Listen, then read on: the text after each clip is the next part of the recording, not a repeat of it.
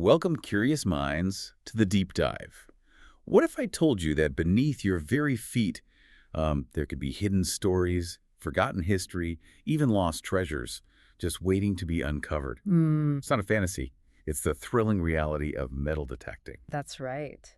Today, our deep dive is your comprehensive roadmap to getting started with metal detecting, a complete beginner's journey. Okay. We're here to demystify this incredible hobby, from understanding the core technology hmm right through to guiding you to that very first exhilarating find. Yeah, that first find must be Oh, it amazing. is. Think of this as a shortcut, sort of, to becoming a well-informed detectorist. We've packed it with surprising facts and all the practical advice you need. Exactly. And speaking of surprising facts, did you know that some of the most valuable, historically significant finds aren't actually made in ancient ruins? Right. Not always. They're often found in common public parks or even forgotten backyards. It seems like it's often about persistence and knowing where to look, maybe not just expensive gear. That's a huge part of it. Hmm. Persistence, research. Yeah, so let's unpack this and get you ready for your own adventure. Okay, let's start with the basics, the heart of the hobby. How do these machines actually work? Yeah, the tech part. Well, metal detectors operate on fundamental electromagnetic principles. Essentially, they transmit a magnetic current into the ground using what we call a search coil. Right, that round thing at the bottom. Exactly. And when this invisible field encounters metal, it creates a disturbance. It excites the electrons within that metal object. Your detector then listens for that subtle disturbance and identifies it. So it's like sending out a silent whisper Yeah. and listening for the metal's echo. Okay, what are the main components you'll see when you pick one up? The most obvious part is the search coil. Yeah, that round or maybe elliptical disc you sweep over the ground. Ah. It's the detector's eyes and ears, basically. Hmm. Sends out the signal, receives it back, and its size and type are really crucial because they dictate how deep it can see and how sensitive it is to smaller objects. And then there's the brain of the whole operation, right? The box. Precisely. That's the control box. It's packed with all the electronics, the controls you adjust, the display screen, if it has one, and the speaker. That's where signals are processed and interpreted for you. Okay. Connecting the coil to the control box is the shaft, which is usually adjustable so you can make it comfortable for your height. That makes perfect sense. Uh, Now, I know there's more than one type of detector out there. mm. For someone just starting, what are the key categories they should be aware of? Okay, yeah. For most hobbyists, and especially for beginners, the very low frequency or VLF detector is usually your best bet. VLF. Okay. Think of it as the Swiss Army knife of metal detecting. VLF detectors are excellent at distinguishing between different types of metal. Oh, discrimination. That's important. Very important, Ah. especially when you're hoping to find coins, jewelry, maybe old relics, and not just nails. They typically use two coils working together. Now, a key point here. Single-frequency VLF detectors can sometimes struggle in challenging ground, like wet beach sand or salt water, unless they have good ground balance. Ground balance. Right. Right. We'll definitely need to dig into that later. But what about those really powerful ones people talk about for beach hunting? You're probably thinking of pulse induction or PI detector. Right, yeah. They are incredibly powerful. They work exceptionally well in salt water and can often detect deeper in really mineralized ground. But there's a catch. There is. They tend to be more expensive, and crucially, they typically lack robust discrimination features. Meaning, Meaning they'll often beep at everything metal, gold ring, rusty nail. yeah. It sounds the same. So they're not ideal for general hunting unless you're planning to only hit the salty beaches. Okay, so VLF for general use, learning discrimination, PI for dedicated beachcombing maybe later on. What about the detectors that seem to do it all, the multi-frequency ones? Right, multi-frequency detectors like MindLab's Equinox series is a popular example. These can send and receive multiple frequencies at the same time. Okay. Which gives them fantastic versatility. They can detect a wide range of metals in all sorts of ground conditions. They're more advanced, definitely a bigger investment up front, but they're a great long-term choice if you get serious about the hobby. That's fascinating. So the coil itself and the frequency it operates at, they sound like they're absolutely crucial. How do those two things really affect what you actually find? Oh, they're fundamental. The frequency plays a huge role. Higher frequencies, they're more sensitive to smaller, shallower targets. Think tiny gold earrings, small relics. Okay. While lower frequencies are generally better for sniffing out deeper, larger objects. So if you're looking for a tiny button versus, say, a cannonball, different frequencies might matter. Exactly. Or a deep coin cache versus a surface find. And coil size is another major factor. Bigger is better? Or not always. Not always. Larger coils can penetrate deeper and cover more ground faster, sure, but they're also more prone to electromagnetic interference, EMI, from power lines or phones. And they're less sensitive to very small targets. Smaller coils, on the other hand, are incredibly sensitive to those tiny, shallow finds. They're less bothered by EMI, and they're excellent for separating targets in trashy or very cluttered areas. And the shape matters too. You see round ones, oval ones. It truly does. Circular coils are usually the most stable and perform very well overall. Elliptical coils are fantastic for getting into tight spaces around bushes or rocks where a circular coil might be too cumbersome. Makes sense. And if you're working in water, open web coils are designed to reduce weight and water drag, make swinging easier. I've heard terms like concentric and double D coils thrown around. Can you give us the quick beginner's guide to those? What's the difference? Absolutely. So concentric coils have a kind of bullseye pattern internally, creating a cone-shaped detection footprint. Like spotlight pointing down. Sort of, yeah. They offer very accurate pinpointing, which is great, but you need to overlap your sweeps quite a bit, maybe 60% to ensure you cover everything. Okay. And double D. Double D coils. They look like two overlapping Ds back to back. They produce more of a blade-shaped detection field, like a straight line going forward. Interesting. What's the advantage there? Well, they offer excellent target separation, telling close-together targets apart.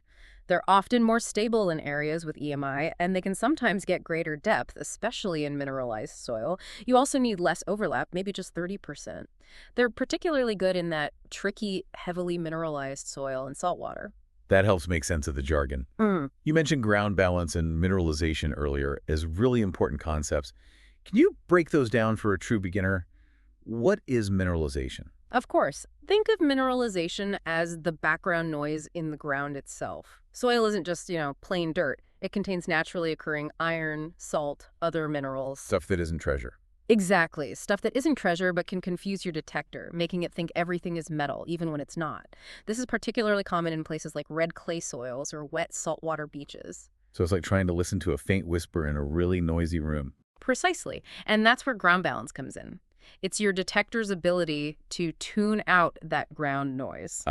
Noise canceling for dirt. Pretty much. It teaches your machine to ignore the natural minerals in the soil so it can clearly hear the faint signal of a real metal target, like a coin or a ring. Yeah. Without proper ground balance, your detector would just constantly beep at the ground itself, making finding anything pretty much impossible. Yeah. It's truly essential for maximizing your depth and minimizing those frustrating false signals. Okay, that clarifies so much. Yeah. Wow. Now that we have a basic grasp of how these incredible machines work, let's get to the exciting part. Actually choosing your first detector. Do beginners really need to shell out a fortune, like thousands? Not at all. That's probably the biggest mistake a beginner can make, thinking they need the most expensive machine right away. What you really need is a good, solid, and importantly, user-friendly piece of gear. Right, something you can actually learn on. Exactly. Avoid those really complex models with tons of advanced settings. They can quickly lead to frustration instead of fun when you're just starting out. So what should a beginner prioritize when they're looking at different models? Focus on user-friendly controls, definitely. Something lightweight and comfortable, because you might be swinging it for hours. Basic discrimination features are key to help filter out some of the junk. And ideally, a simple depth indicator can be helpful too. What's a reasonable budget then for a quality beginner detector that won't feel like a toy but won't break the bank? We generally advise investing at least, say, $150 up to maybe $300 or $400 for a really good start. Anything much cheaper, and you risk getting a detector that performs poorly, maybe misses targets, gives false signals. Leads to giving up quickly. Exactly. It can lead to quick frustration and potentially make you abandon the hobby altogether. A decent initial investment pays off. Any specific models or trusted brands that beginners should definitely look into in that price range? Sure. For under $200, the Garrett AC200 is a very solid, popular entry-level choice. Lots of people start there. If you can stretch your budget a bit, up towards $400, the Nocta Simplex Plus is a fantastic option. It's fully waterproof, which is a huge plus, and packed with features for the price. Waterproof, yeah, that opens up beaches and creeks. Absolutely. Also in that range, the MindLab Xterra Pro offers great bang for your buck. It's also waterproof down to 16 feet and has customizable frequencies, which is advanced for the price. And the MindLab Vanquish series is another great line that provides an excellent balance of price and performance for beginners. What about for the budding young treasure hunters out there? Any recommendations for kids? Yeah, definitely. For kids maybe age 10 and under, the Nocta Mini Hoard is really the best. It's super easy to use, lightweight, and has a clear visual display that helps them tell trash from potential treasure. It makes it fun for them. Good to know. And just general trusted brands to look out for. You really can't go wrong looking at models from Garrett, MindLab, Nocta, Fisher, and Bounty Hunter. They all have good reputations in the beginner to intermediate ranges. Okay, great recommendation. So you've got your detector, you're ready to hit the ground. But metal detecting isn't just about the machine itself, is it? There's other gear involved. Oh, absolutely. The accessories are, well, they're not really optional if you want to be successful and not tear up the ground. They're game changers. Okay, what's number one? First and foremost, you absolutely positively need a pinpointer. A pinpointer, Yeah. like a smaller detector. Exactly. It's like a mini metal detector, a wand, that you use after you get a signal from your main detector and you've started digging the hole. Ah, to find the exact spot. Precisely. It helps you pinpoint the target's location within the dug hole or plug, dramatically reducing your digging time and, crucially, preventing damage to your find. You don't want to scratch that old coin with your shovel. I can totally imagine getting a signal and then just digging this huge crater with the main detector, never quite finding the tiny thing. Happens all the time without one. The Garrett Pro Pointer AT or Pro Pointer 2 are excellent, very popular choices. Trust me, it saves so much frustration. Okay, pinpointer is essential. What else for digging? The right digging tools are crucial, not just any garden trowel. A lightweight portable shovel is often essential, ideally one with serrated edges like the Lesh digging tool or similar styles. Serrated edges for roots. Exactly, for cutting through stubborn roots and tough soil. Collapsible models are easier to carry and maybe look a bit less intimidating in public areas. For shallower targets and making smaller, neater holes, a good, sturdy hand trowel is your friend. And for the beach. Right. If you're hitting the sand, a sand scoop is a must-have. You scoop up the sand where the signal is, shake it, and the sand falls through, leaving your metal target behind. Stainless steel is better for rocky beaches. Aluminum is lighter for soft sand. How important are headphones? I always see detectorists wearing them. Seems like a standard part of the kit. Headphones are absolutely essential, in my opinion. They let you hear those very faint, subtle signals from deep or small targets that you totally miss using the detector's built-in speaker, especially if there's wind or traffic noise. Right. They also block out external distractions, help you focus. They're a courtesy in public spaces, so you're not broadcasting beeps everywhere. Good point. And surprisingly, they can even extend your detector's battery life because the speaker isn't drawing power. Look for ones with built-in volume control if you can. Okay, headphones, check. And for carrying all your amazing finds, and perhaps the less amazing ones. Huh. Yes, both. A finds pouch or bag is critical for securely carrying your discoveries.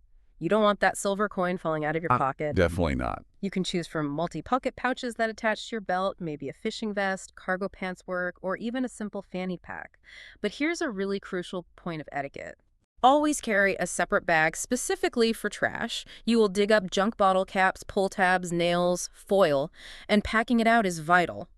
Leaving it behind gives the entire hobby a bad reputation. Be a good steward of the land. That's a great point. Take out more than you brought in, essentially. Any protective gear recommended for those long days kneeling in the dirt? Definitely. Gloves are a must. Protect your hands from sharp objects on the ground, glass, rusty metal, thorns, plus dirt, bacteria. Nobody wants tetanus from a rusty nail. Yeah, good call. And for comfort during all that kneeling and digging, knee pads are a very smart investment. Your knees will thank you after a few hours. Any other odds and ends? Things for maintenance or just general preparedness? Always carry spare batteries or make sure your rechargeable one is fully charged. Nothing worse than a dead detector cutting a hunt short. Been there with other gadgets. Right. For field cleaning, maybe bring some basic cleaning supplies. A small bottle of water, a cloth, some small brushes. Even old toothbrushes or gun cleaning brushes work wonders for getting dirt out of crevices on finds. Some folks have a little kit with toothpicks for detailed cleaning right there. Okay. A purpose-built carry bag for your detector makes transport easy, keeps it protected. Though a standard backpack works if you don't mind taking your detector apart each time.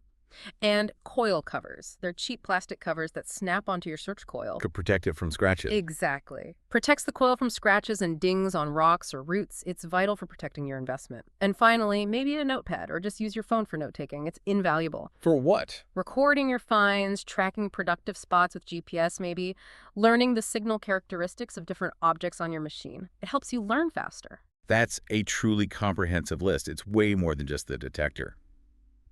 Now, let's shift gears to perhaps the most critical, yet often misunderstood, aspect of metal detecting. The golden rules. Laws, permissions, etiquette. What's the absolute #1 thing you need to know? The absolute paramount rule above everything else, no exceptions, always get permission. Always. Always. You need explicit permission before you swing your coil on any property that isn't yours. That includes private land, obviously, but also public parks, schools, sometimes even specific beaches. So you can't just wander into a park and start digging. Not usually, no. You need to check the specific rules for that park or that town, and for private land, you absolutely need the landowner's okay. Getting that permission in writing is always the best way to go. Why written? It just avoids any misunderstandings or disputes later on. It protects you and it protects the property owner. Shows you're serious and respectful. And what happens if someone, ignores this rule? They sneak onto a field or dig in a park without checking, and they get caught. The consequences can be really severe. We're talking potentially heavy fines, criminal charges, trespassing, disturbing the peace, sometimes even felony charges depending on the location and what's found. Wow. Plus, confiscation of your expensive equipment and even jail time in serious cases, like on protected archaeological sites. Ignorance of the law is never, ever a valid defense. It is entirely your responsibility to know and follow the rules wherever you go. Okay, that's serious. Are there certain areas that are just generally always off limits, like federally protected places? Generally, yes. Federal lands like national parks, national monuments, national seashore beaches, those are almost always off limits. Same goes for Civil and Revolutionary War battlefields, designated archaeological sites, and Native American burial grounds. Right. Protected history. Exactly. These are protected by significant federal acts like the American Antiquities Act, the Archaeological Resources Protection Act. Breaking those rules has major consequences. State historical sites and state parks also typically have heavy restrictions or require special permits. You must always check local ordinances, too, for city and county parks, school districts. Do your homework before you go. What about beaches? They seem like such a popular spot. Are they generally okay? Many beaches do allow detecting, and they can be fantastic places to hunt. However, you still need to verify the specific rules for any given beach. Especially if it's part of a park. Right, especially if it falls within state or federal park boundaries or involves protected areas like sand dunes. Generally, saltwater beaches are often okay for detecting between the low and high tide marks, the public access area. But again, verify first. So beyond the strict legalities, there's this whole unwritten code of conduct, right? The etiquette. How do detectorists build good relationships and ensure the hobby is seen positively? Yeah, the etiquette is huge. The core principle is simple: do no harm. Leave no trace. Or better yet, leave it better than you found it. This means always, always filling your holes completely and meticulously. Replace the sod, tamp it down, make it look like you were never there. Learn to cut neat, small, horseshoe-shaped plugs that can be easily put back without killing the grass. Okay. And critically, going back to the trash bag, always remove any trash you dig up. Bottle caps, foil, pull tabs, pack it all out. Leaving junk behind is the fastest way to give detectorists a bad name and get detecting banned in areas for everyone. So be a responsible land steward, basically. Clean up after yourself and others. Exactly. And when you're asking for permission, be professional and courteous. Explain your hobby clearly. Maybe even show them your equipment. Offer to share any historically significant finds you might make. Landowners often appreciate that. Builds trust. Absolutely. Provide references if they ask. And follow through on any promises you make, like closing gates behind you. If you do discover something truly historically significant, it's good practice to report it to local historians or museums. Be aware of treasure loss, too. They vary by region. And dealing with people in public. Curious onlookers. Just be nice, smile, answer simple questions politely, but keep moving if you need to. Some detectorists prefer to go out early in the morning or late in the evening just to avoid crowds and too many questions. That sounds like solid, respectful advice. Mm, Are there communities or groups that can help beginners navigate all these rules and maybe find places to hunt? absolutely.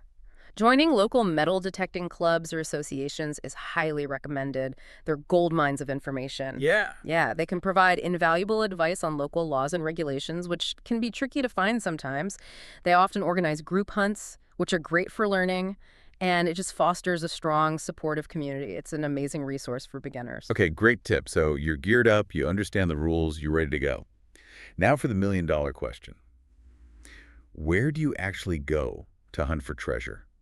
What are the best places for beginners to start cutting their teeth? Well, for beginners, some locations are definitely much more forgiving and potentially productive. The absolute best place to start. Your own property, if you have any. Backyard practice. Exactly. It's your ideal training ground. You can bury test targets, practice with your detector, learn its sounds, figure out pinpointing, build confidence, all without any permission worries whatsoever. Makes sense. We're next. Public beaches are fantastic for beginners too. The sand is generally easy to dig. They have high traffic, which means lots of recently lost items like coins and jewelry. Metal items tend to preserve well in sand, and targets are often fairly shallow. Easier finds to build confidence. And what about like local parks or even school grounds? Are those good spots? Local parks with proper permission can be incredibly rewarding. Check the rules first. But yeah, they're often well maintained, easy to dig, and high traffic areas like picnic spots, playgrounds, sports fields. They're often littered with decades of dropped coins and lost jewelry. Similarly, school grounds, again, only with the necessary permission from the school district, can yield amazing finds. Think about all the activity on playgrounds and sports fields over the years. Lots of lost stuff. As you gain experience, though, does research become more important than just showing up at a park and hoping for the best? Oh, crucially important. It's actually kind of a surprising fact for many beginners, but successful metal detecting often depends far more on thorough historical research than it does on having the most expensive, top-of-the-line equipment. Really? Research beats tech. Often, yes. Research is your secret weapon for finding those potentially older, more interesting sites. So what kind of tools can you use for that research? Where do you look? Well, a fantastic online tool is Historic Aerials. It's a website that lets you compare current satellite images with historical aerial maps going back decades. Oh, cool. Yeah, you can spot old farm foundations, abandoned roads, maybe where an old fairground used to be, things that have totally vanished from the modern landscape. Your local library and historical societies are absolute treasure troves, too. For old map. Well, maps, definitely. But also historical photographs, local history books, old newspaper archives. Sometimes they mention old picnic groves or swimming holes and property records. And online resources. Beyond The aerials. tons.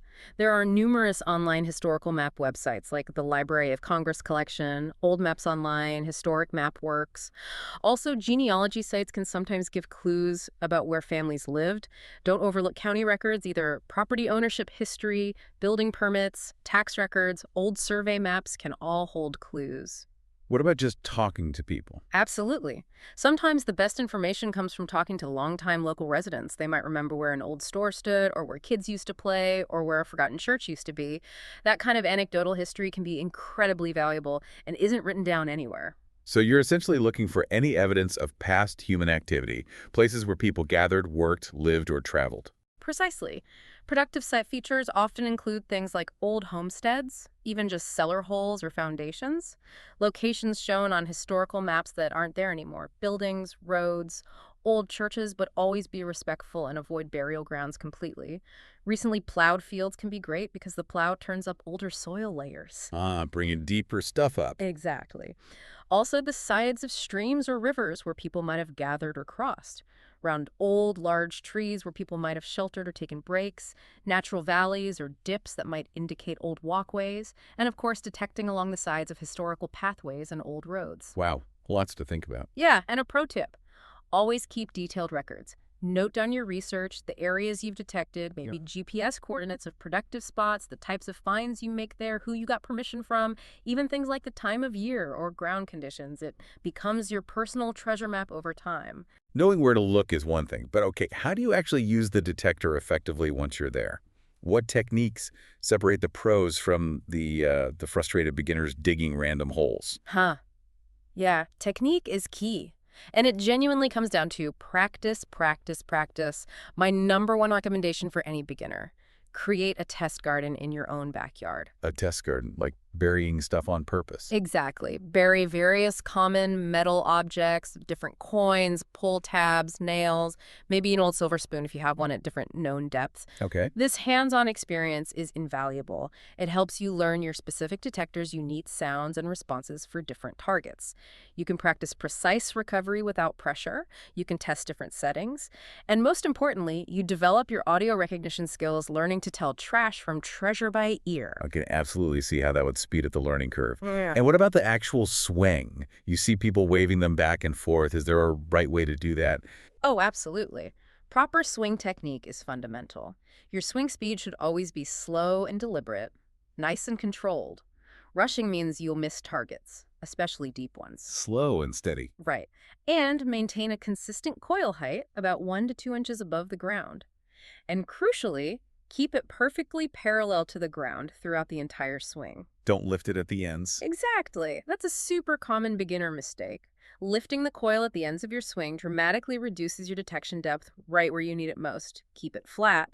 And for your swing pattern, use systematic overlapping sweeps. How much overlap? Depends on the coil, but generally 25% to 50% overlap is good. Think like mowing a lawn, making sure each pass covers part of the previous one.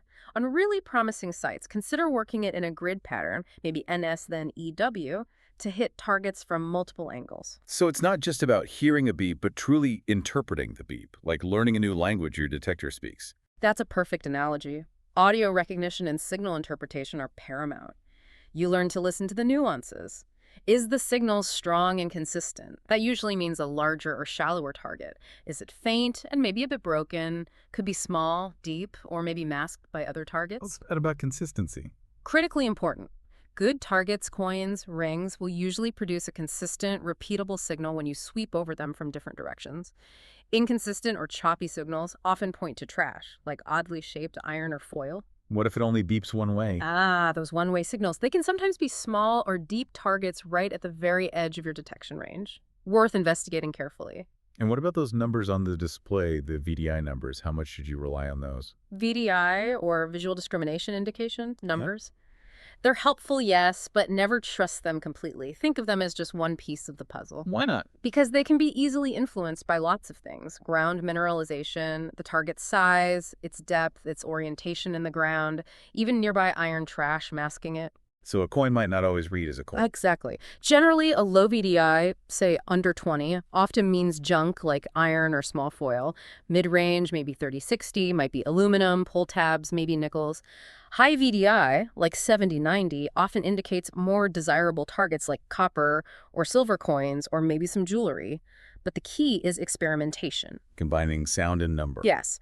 Learn the audio tones your detector produces for different VDI ranges. A high, clear tone paired with a solid high VDI is usually a good sign. Don't be afraid to tweak settings like discrimination, recovery speed, and sensitivity based on the conditions and what you're hearing. Learn what your specific detector tells you. Okay, so you get that promising signal, good tone, solid VDI, repeatable. Now, how do you recover the target properly without damaging it or making a mess of the lawn? Right, recovery is an art too. First, pinpointing is essential. Use your detector's built-in pinpoint mode, or much better, use your separate handheld pinpointer to find the exact spot before you even think about digging. Narrow it down. Yes. Then, when digging, especially in grass, learn to cut neat, horseshoe-shaped plugs. Go maybe 3 inches deeper and wider than the signal seems to be. The horseshoe shape leaves one side attached like a hinge. Ah, so you can flip it back easily. Exactly. It helps avoid damaging roots and makes replacement much cleaner and easier. Then excavate carefully within that plug area. Use your pinpointer frequently as you remove soil to locate the target, and avoid scratching or hitting it with your digging tool. Gentle does it. Very gentle. And finally, perhaps the most important step for etiquette and access: always restore the site. Carefully refill the hole, replace the plug neatly, tamp it down firmly so it's level, maybe sprinkle some water if it's dry. Leave the area looking as good as, or ideally better than, you found it. So we've covered the tech, the gear, the crucial rules, the techniques. Now for maybe a dose of reality, what should a beginner actually expect to find, especially early on? Is it going to be treasure chests every time, or maybe a little more humbling? Definitely more humbling, especially at first. Set your expectations realistically. You need to know that initially, the vast majority of your finds will be, well, trash. Like what? Modern bottle caps, pull tabs from drinks cans, endless amounts of aluminum foil, nails, screws, rusty unidentified chunks of iron, maybe spent shotgun casings. That's just part of the learning curve for everyone. You're learning to distinguish those signals. So lots of digging junk at first. Lots. You'll also find plenty of modern coins, pennies, dimes, quarters, which is still exciting. Yeah. But yeah, I remember one time I spent an entire morning meticulously gridding a promising section of a park, getting fantastic signals, only to discover I'd unearthed about 50 rusty nails and not a single decent coin. Oh, man. It's humbling, definitely, but you learn to laugh about it and you learn from it. So no instant gold rushes then. What about surprising or interesting finds, even if not super valuable? Oh yeah, absolutely. While common finds are mostly trash and modern coins, you will find interesting things. You might unearth old toys like matchbox cars, glass marbles, old keys, antique buttons from clothing, maybe pieces of old broken jewelry. Still cool history. Totally. Very occasionally, people find unusual things like old gold fillings that fell out or even modern grills. And very rarely, you might unearth something potentially disturbing like an old cremation urn or container. Those should be respectfully reburied or reported if necessary. And dangerous stuff.